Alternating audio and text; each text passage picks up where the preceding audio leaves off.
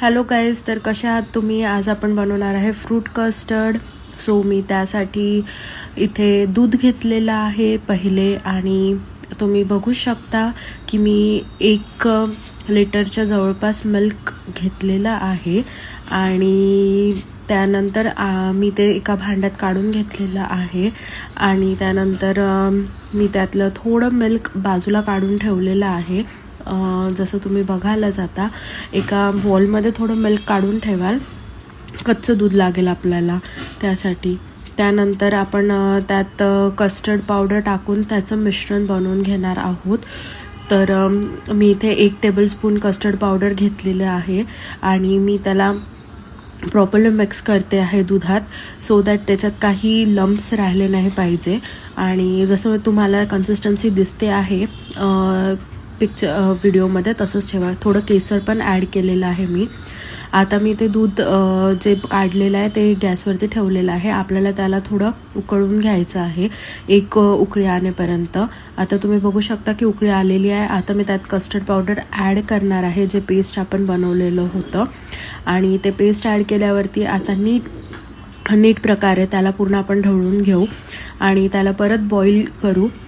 थोडं बॉईल येईस्तोवर आपण त्यात साखर ॲड करायची आहे, जी आपल्या टेस्टनुसार राहील. मी इथे हाफ बोल साखर टाकलेली आहे, पण तुम्ही तुमच्या टेस्टनुसार त्याला ॲड करू शकता. आणि आता तुम्ही बघू शकता आहे की दुधाला छान उकळी अशी फुटलेली आहे. सो आपण ते दूध आता थंड करायला ठेवूया फ्रीजमध्ये 20 to 25 मिनिट्सपर्यंत, कारण की ते थंड झालं तरच आपण त्यात फ्रूट्स टाकू शकू. आता तुम्ही बघू शकता आहात की दूध कसं पूर्णपणे थंड झालेलं आहे. तर मी याच्यात फ्रूट्स टाकणार आहे.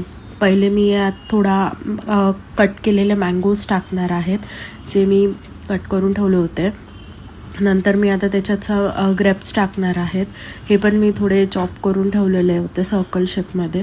आता बनाना टाकते आहे त्याच्यात थोडंसं, जे पण मी चॉप केलेले आहेत स्मॉल पीसेसमध्ये.